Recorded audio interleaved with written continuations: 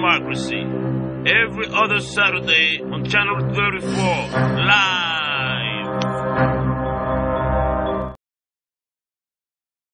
Mr. Gehi, welcome to the World on Democracy. Hello, it's a pleasure being on the show. First question I have to ask you. First question, sac passé. Sac passé. So I have to answer your question. You say sac passé to me. I have to say naboulé. Thank you. We're hanging in there. As an attorney from the legal community, I express my condolences to every single person who has lost their years and years in Haiti. May God bless everyone.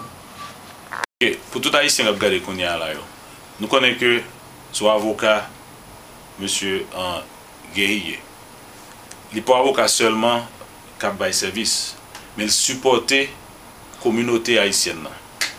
Surtout dans l'époque que nous y est là. Il y a une organisation qui s'appelle Women Beyond Survival. C'est Safia Sarkent qui est executive director, directeur exécutif de l'organisation. Il voyage avec en Haïti. Il porte un paquet de médicaments pour Haïtiens. Et nous connaissons que nous venons là, nous venons supporter l'homme avocat.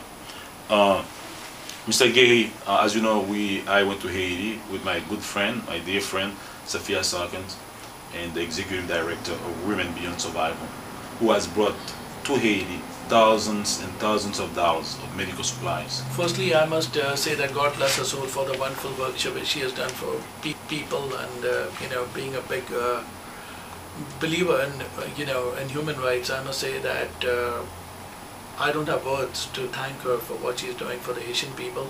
God bless her, and God bless every wonderful man who's doing the very best to help people in Haiti. And we also thank you for contribution that you donate, to help this cause that she's helping the Haitian people with. And also, as a prominent attorney, I just have one prayer to everybody.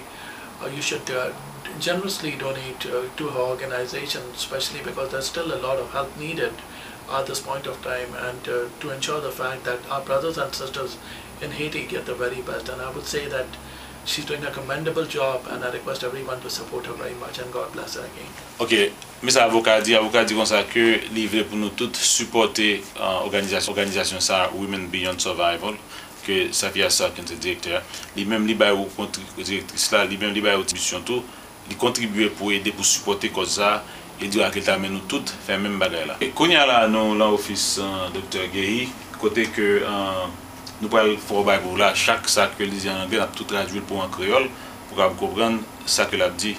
Et nous-mêmes si nous endossons un avocat, c'est que soit avocat qui est capable de servir non, bien que nous-mêmes tous nous capables de dire que nous sommes référence que nous sûrs de dire que qui capable. Et non seulement ça, il y a un officier haïtien qui travaille ici qui est natif natal qui est capable de comprendre la langue nous venons ici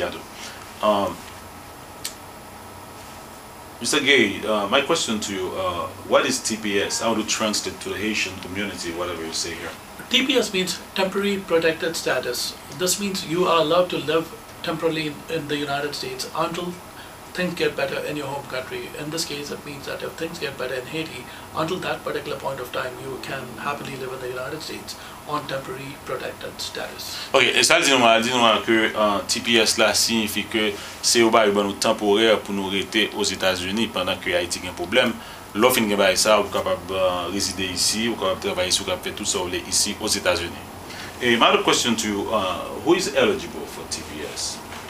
That's a very good question. I must say people who are nationals of Haiti and who have resided in Haiti are eligible to apply for Temporary Protected Status. Donc, dis-nous que un monde qui est éligible pour appliquer pour TPS, c'est monde qui haïtien qui aux États-Unis, avec monde qui te résidé, pas besoin haïtien non, tu te résidé en Haïti, et puis que au père du carré là bagaille, ça va un côté pour aller encore pour retourner, so il y a pas au status ça.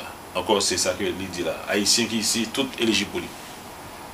My other question to you now, can one work with a TPS status in the United States? Yes, one can definitely work once he's granted TPS, provided he applies for an employment authorization document, which is commonly referred to as the work permit. And once the work permit is granted, then he can definitely work in the United States. Je vois que les gens qui oui, capable de travailler sous le TPS status là ici, statut ça, il dit que vous capable temporairement ou capable rester ici et puis immédiatement vous capable commencer à travailler. How long does it take to obtain this status? My understanding is that based upon my experience in the past, the average time under which we can get a work permit for a person would be 3 to 4 months. These are just approximate times. This is my understanding of the law. Il y a que comme lawyer 3 à 4 mois et sous appliquer de temps pour appliquer au capable de un statut ça et les TPS là qui permettent de vivre ici. Can someone travel outside of the United States once you get this status approved? That's a very good question, I must say. You can travel provided you apply for an advance parole, which means that once you have an advance parole, then only you should travel outside. If you do not do that, then the sad thing is that you can be stopped at the border by Customs and Border Protection and you may not be allowed to enter the country. Ok, il dit que oui, il y a un monde qui a un statut ça, capable de voyager, quitter aux États-Unis, mais voyez attention, avant qu'on fasse ça, quand il y a le parole, c'est pour appliquer pour lui, puis on connaît que on va voyager. Parce que immédiatement le statut ça, fait attention que l'on quitte aux États-Unis. C'est pour ta joindre un lawyer, il a dit qu'on peut aller, et il est capable d'appliquer pour ça. Et can Haitians who are living in the... So, if... Ok, pour nous contacter avocat ça, nous avons pris le numéro de téléphone ça, 718 263 59 99. Encore, pour nous contacter office avocat Naresh Gehi, vous avez le numéro 718 263 59 99. You have several offices, several branches here. Yes, we have 3 branches. You get 3 offices. We are open 7 days a week. Li yo ouvri 7 jours sur 7 jours. And we are offering a free initial personal consultation. Et l'on vient consulter première fois, la gratuite.